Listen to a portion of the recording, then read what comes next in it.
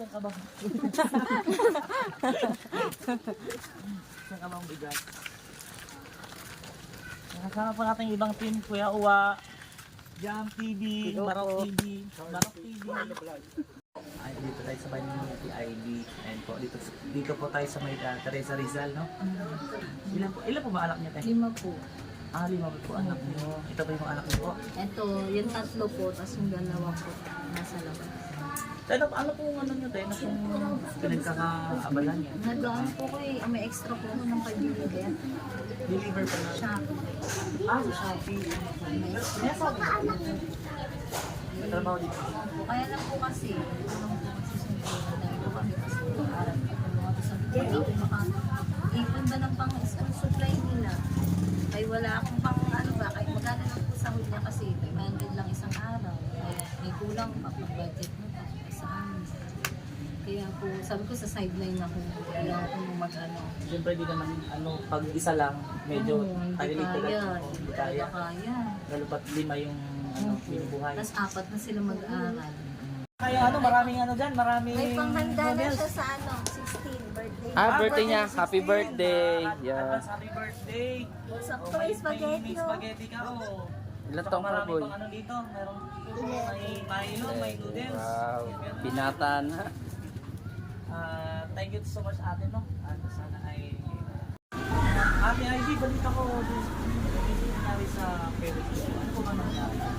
Ano po, Saturday po kasi yun, pumunta po sila ng Santa Ines.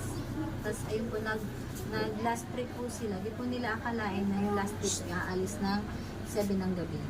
Tapos na balahaw po yung jeep nila dun sa ilog. Kasi tatawid po kasi sila ng ilog bago po makarating dun sa church po na pumuntahan nila.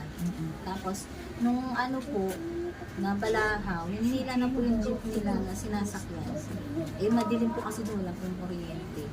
Nung hinila na, bigla pong bigla na lang may bumagsak na tubig. Ang tawag po nila doon ulo ng baha. Yun, ikot-ikot daw po yung jeep. Hindi na sila na si tatay ko po nakita, pangatlo yung mama Sila ko. lang dalawa sa kayo sa jeep? Hindi po, po sila, 8 po yung patay. Walang isang bata. patay kasama yung parents niyo po? Opo, isang Para tatay niyo po, isang bata? Opo. Dapat nga kasama yung isang Eh, sabi ng tatay ko nun, wag na kasi ulitin kami agad. Sabi ko rin sa amin. Kailan po ito nangyari? December po yun. Last year. December 10. Ito yung last year, Hindi, kakaisang taon nila last year. Nung 20... 22. Opo po. Yun po, naano sila doon. Si mama ko, pang-5 na nakuha. Yung tatay ko po, pangatlo. Ibig sabihin ako sa same area pa rin po o malayo na yung narating? Kay mama malayo na raw po. Nakuha sila.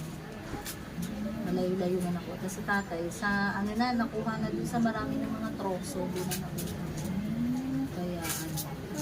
Kaya kami, hindi naman namin alam ang gagawin nun. Kasi napakalayo po kasi. Ilang ilog po tatay. Kasi nag-mission po yung mama. Dito lang po yung sa Rizal? Opo. Sanay Santa Ines po. Doon. Nag-mission po yung mama ko doon. Pag-linggo po. Nagsimba po sila. Minsan di siya umuwi. Umuwi kasi po yun kasi kakasal din po kasi sa amin ate ko. Kakasal ko ng 17. Grabe yun, sabay pa talaga no? Yung mama. Sobrang hirap. Para Sobrang akong sakit sa inyo. lalo po sa akin kasi ang hirap sa akin. Para akong sabi ko, para ako nagpatulan. Hindi ko alam kung gagawin ko. Yung una kasi sila yung katuwang ko dito sa bahay. Lahat asli. Dito rin po sa nakatira? Opo. Sabi ko, dito po kami lahat nakatira. Ito, yung una na sabi ko, hindi ko alam yung gagawin ko kasi lahat parang ako, asa ko sa magulang ko, sa kanila lahat, sa kanila lang ako maano.